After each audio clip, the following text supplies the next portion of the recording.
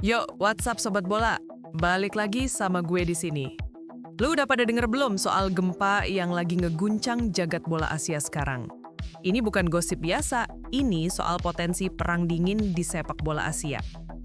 Jadi gini, rumor ini pertama kali dihembusin sama media Irak, UTV. Katanya, Jepang berencana bikin langkah super berani. Cabut dari Konfederasi Sepak Bola Asia atau AFC. Nggak cuma itu, mereka mau bikin federasi tandingan baru bernama Federasi Sepak Bola Asia Timur atau East Asia Federation. Dan yang bikin makin geger, nama Indonesia keseret-seret di dalam rumor gede ini. Goks kan? Terus media dari Tiongkok, 163.com, nambahin detail kalau Jepang nggak sendirian. Negara-negara kuat lain kayak Australia, Korea Selatan, Uzbekistan, sama Irak, kabarnya juga tertarik gabung. Dari Asia Tenggara, selain Indonesia, ada juga Thailand dan Vietnam yang masuk radar. Nah, pertanyaannya, kenapa sih Jepang, negara sekuat itu, sampai mau repot-repot bikin geng baru?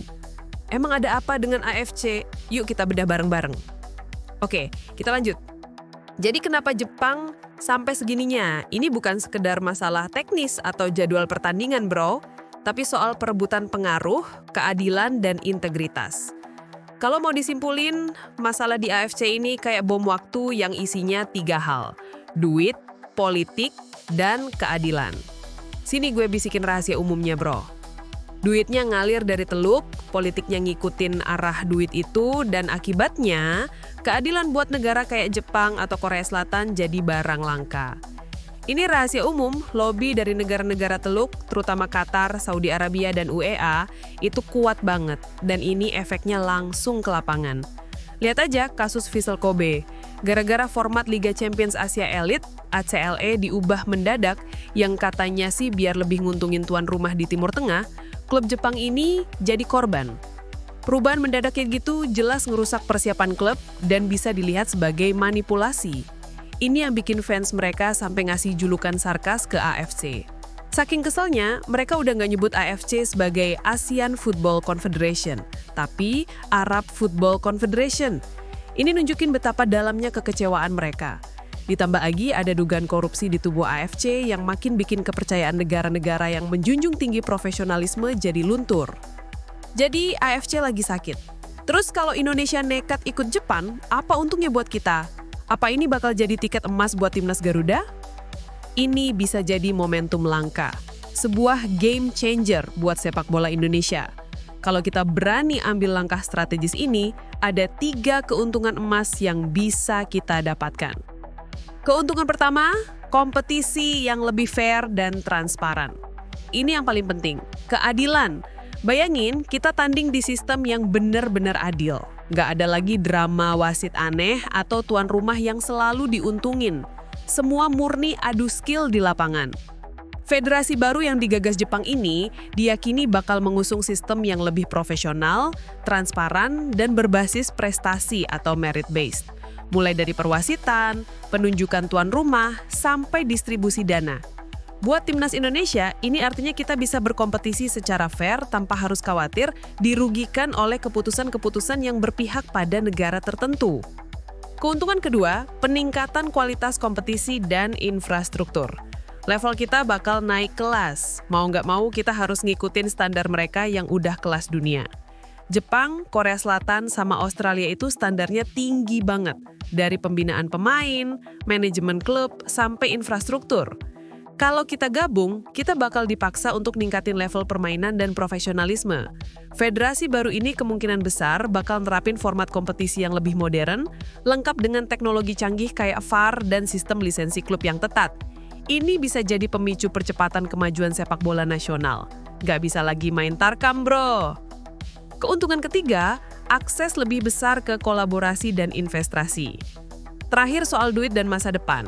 Dengan adanya Jepang dan Australia di blok yang sama, ini bisa jadi magnet buat sponsor dan investor dari kawasan Asia Timur dan Pasifik. Indonesia bisa dapat banyak manfaat ekonomi dan komersial.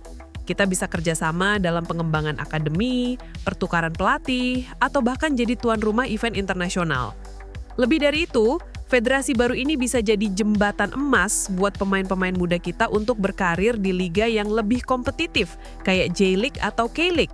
Ini investasi jangka panjang buat generasi emas kita. Oke, kedengarannya kayak mimpi jadi nyata kan? Kompetisi adil, kualitas naik, duit ngalir. Tapi di setiap langkah besar pasti ada harga yang harus dibayar. Dan harganya ini bisa jadi mimpi besar kita semua. Tiket ke Piala Dunia. Nah, ini dia risikonya. Kalau Asia beneran pecah jadi 2 konfederasi, jatah 8 tiket Piala Dunia juga kemungkinan bakal dibagi 2. Analisis dari CNN Indonesia bahkan udah ngitung-ngitung, masing-masing konfederasi bisa jadi dapat 4 tiket. Kalau skenario ini terjadi, jalan kita bisa jadi lebih terjal. Kenapa? Karena di federasi baru ini, lawan kita buat memperebutkan 4 tiket itu adalah raksasa-raksasa sepak bola. Jepang, Korea Selatan, sama Australia. Di atas kertas, 3 tiket udah hampir pasti jadi milik mereka. Artinya, kita dan negara-negara lain harus berebut mati-matian buat 1 tiket sisa. Berat, Sob. Tapi analisis yang sama juga ngasih sisi lain. Di luar 3 raksasa itu, saingan kita malah mungkin lebih ringan.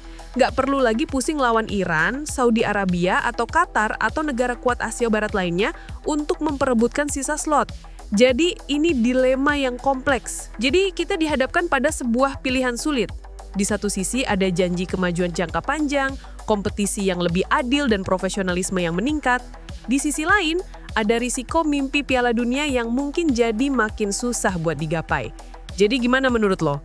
Apakah kita harus ambil lompatan besar ini demi kemajuan sepak bola kita di masa depan, meski harus ngorbanin mimpi Piala Dunia yang mungkin makin susah digapai? Gue pengen dengar pendapat lo. Tulis di kolom komen ya.